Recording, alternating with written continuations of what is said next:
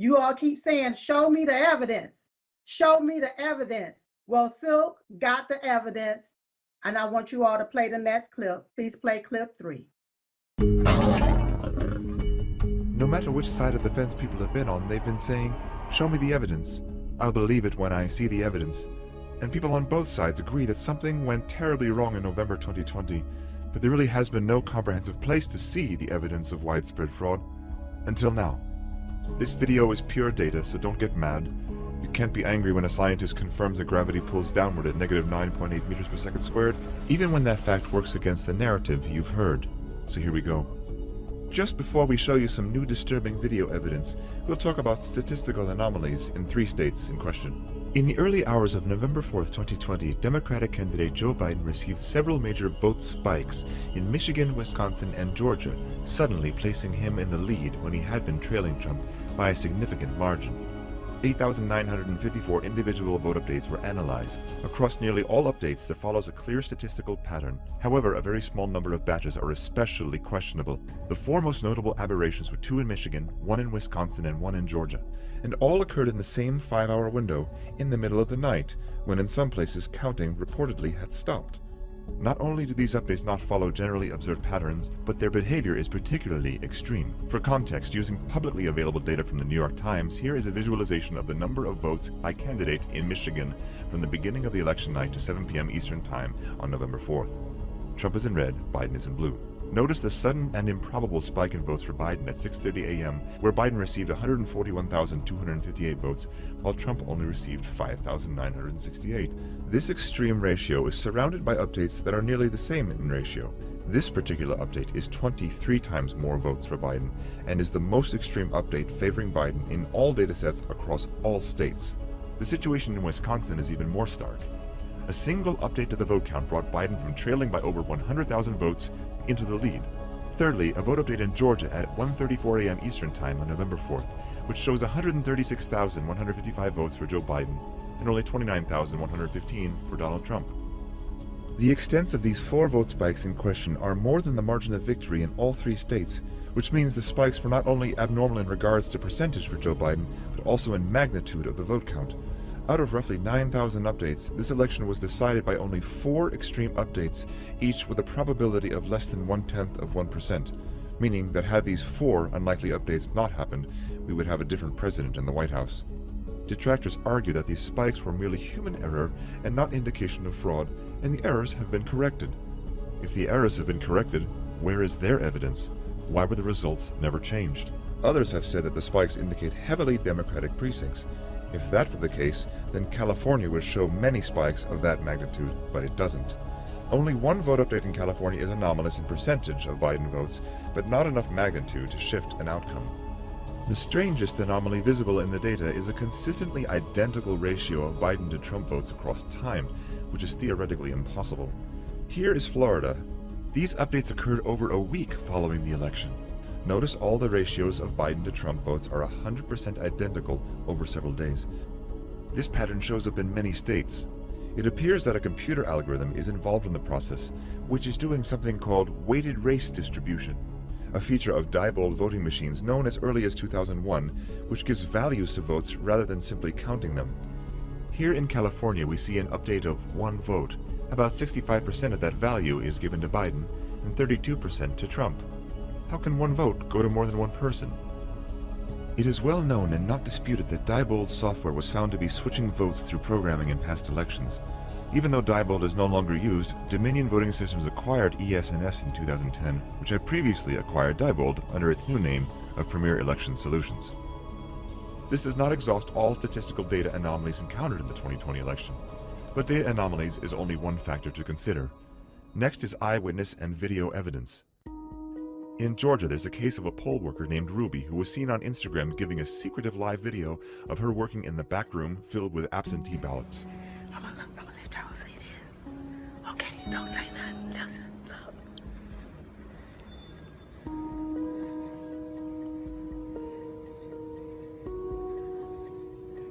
At 10:30 p.m. on November 3rd, all media and poll watchers were told to leave State Farm Arena because ballot counting was going to stop. But Ruby and her daughter and 3 others remained behind at State Farm Arena. They pulled boxes of ballots out from under the table that was placed there in the morning and distributed them to several counting stations. Back to Fulton County, Georgia right now, where our reporter Blaine Alexander apparently has some new reporting on the expectations for that count. Well, Rachel, we've learned that the counting continues tonight. You know, right here in State Farm Arena behind me, we've learned that there are 5 people who are still inside, still working to scan those absentee ballots and try and get those numbers tabulated. Now, initially, we were told that everybody went home at about 10:30, but I just got off the phone with the county spokesperson who tells me that indeed there are still some people in there quite literally burning the midnight oil, scanning ballot after ballot and trying to get that information in. And Blaine, specifically, you said 5 people are inside that building? That's 5 of 5 actual individuals who are working on all the absentees in Fulton County right now? Just 5? Wow. Talk about having the sort of fate of the nation in your hands. Ruby is seen here in this video running the exact same stack of ballots through the machine 3 times. Other workers do the same. Note that a large surge in Biden votes can be observed after this tabulation at 06:34 Greenwich Mean Time, which is 1:34 a.m. in Georgia, just after the time in question. You may ask, can a ballot really be counted more than once? Here is your answer from Coffee County, Georgia. Can you scan a ballot more than once? I've just done it. I'm talking about That's you the just, same batch that she's been doing. you just keep scanning them. I just kept scanning that same. You just keep some. I just scanned the same batches that y'all just voted. I never got any more until that one. I don't know why they approve such a system. Ruby allegedly posted this later on social media. Of course, the mainstream media calls this misinformation, and most references to these videos have been deleted from internet search results. Apple News the morning of the election sent out a push message to Apple News subscribers that elections are secure. So if it's true that election fraud is rare, what about Raquel Rodriguez? She was recently arrested for election fraud in Texas because of overwhelming video evidence incriminating herself that she was harvesting ballots for pay. The top ticket to get votes for Eager Biden. How many votes do you think you can deliver for us? At least 5,000. And what are we looking at as far as how much that's going to cost? For the entire team that I'm looking at 55,000. So $55,000 for 5,000 votes, top the ticket, Eager Biden. If not more, I'm not going to overpromise because remember, we're 16 days till election day. You can give me cash, you can do whatever you want to do. $55,000 up front, 5,000 votes. That's right. Then there is cybersecurity evidence and the question of whether Dominion voting machines were tampered with over internet connections. Signed affidavits under oath from cybersecurity experts indicate that Dominion voter systems and Edison Research were using an unencrypted VPN with login credentials that were easily accessible and used by foreign adversaries to monitor and manipulate votes. The IP addresses into the Edison Research host servers went in both directions, meaning that not only were China and Iran and other countries accessing the servers, but also Edison Research was communicating back to these adversaries. The claims that Dominion voting machines were not connected to the internet are completely false. Cybersecurity experts have followed the communication of the data from Dominion voting servers and Edison Research to foreign countries. A simple web search will uncover that DominionVotingSystems.com is registered to a company in Hunan, China. 3 of the 7 board members of UBS Securities are Chinese nationals. That company owns Staple Street Capital, which in turn owns Dominion. On top of that, the Dominion software is licensed from Smartmatic, which is a Venezuelan-owned and controlled company, and we're all familiar with how their elections go. Furthermore, forensic audits of the machines reveal significant errors. Although the mainstream media and politicians are saying that it's dangerous misinformation that Dominion voting systems are unsecure, this was the very message that several left-leaning news sources were claiming less than a year ago. NBC News and PBS found out just how easy it is to hack voting machines or cast fake votes. It's important to know that Georgia just spent over is about to spend over $100 million on a contract with Dominion to provide image cast hardware to the state in time for the next primaries and for the 2020 election. And yet here these kids were who had opened it up. They said, look, you can pop the front off of it and here's a port you can get into right here. That's easy. You know, all kinds of stuff that you could certainly do within 6 minutes behind a curtain, much less if you had extra time because any of these were connected to the web, as we discovered a couple of days before. So many of them are. Despite opposition and attacks, election security experts were able to audit Dominion voting machines in Antrim County, Michigan, revealing unusually high error and adjudication rates. What does that mean? According to the report, Dominion Voting Systems is intentionally designed with inherent errors to create systemic fraud and influence election results. Ballot errors are sent to adjudication, which means the vote can be decided by an election worker where there is no oversight, no transparency, and no audit trail. We've scanned 113,130 as of moments ago. We've adjudicated 106,000 plus of those. Experts identified an error rate of 68.05%, which is far above the Federal Election Commission guidelines of 0.0008%, or 1 in 250,000. Although vote adjudication logs are available for prior election years, suspiciously, all the logs for the 2020 cycle were missing. Moreover, all security logs prior to 11:03 p.m. on November 4th are also missing. If that's not enough, the election event designer log shows that the Dominion image cast precinct cards were reprogrammed on October 23rd and again on November 5th, which violates the Help America Vote Act, which includes a 90-day safe harbor period that prohibits changes to election systems, registries, hardware, and software updates without undergoing recertification. Even if skeptics and critics persist that these issues are inconsequential, they should be willing for forensic audits to take place for transparency, yet they have viciously attacked attempts to review logs. Why is that if there's nothing to hide?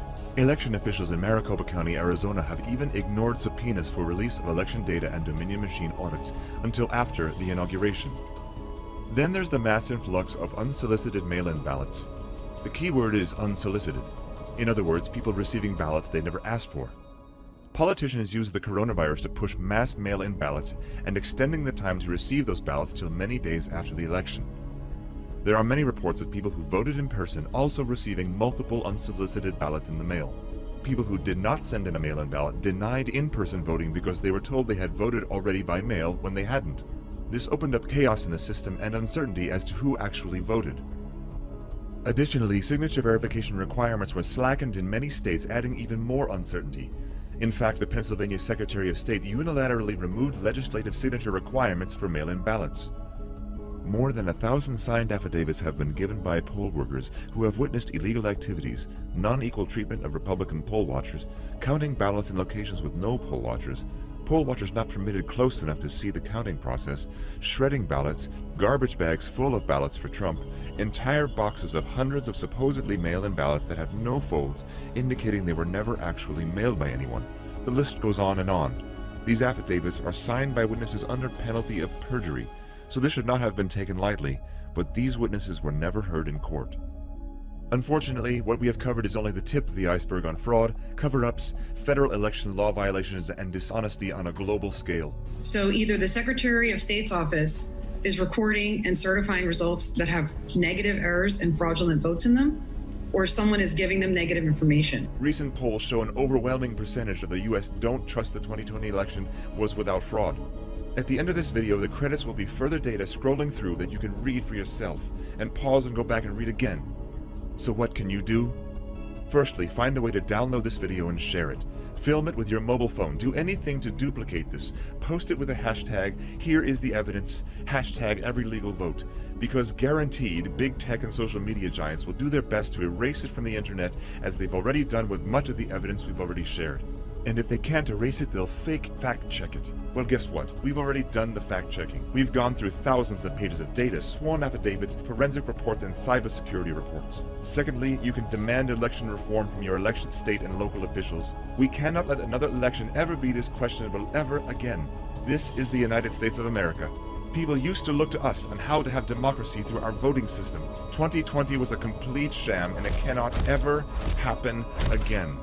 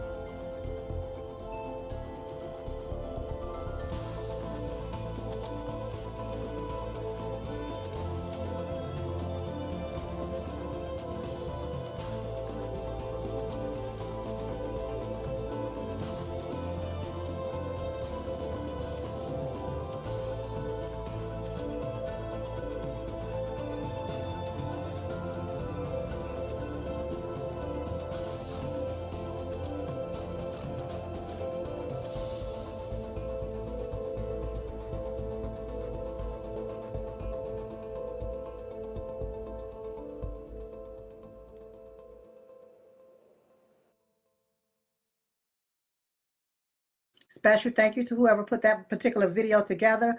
My team is going to load that video up as a standalone video for all to see and for all to share. And I'm pretty sure that frankspeech.com, Lindell TV, also have this video as a standalone video for you all to take it, download it, put it on platform, share with everybody, and let them know that we have the evidence. When they say, show me the evidence, say, here it is. Look at this right here, okay?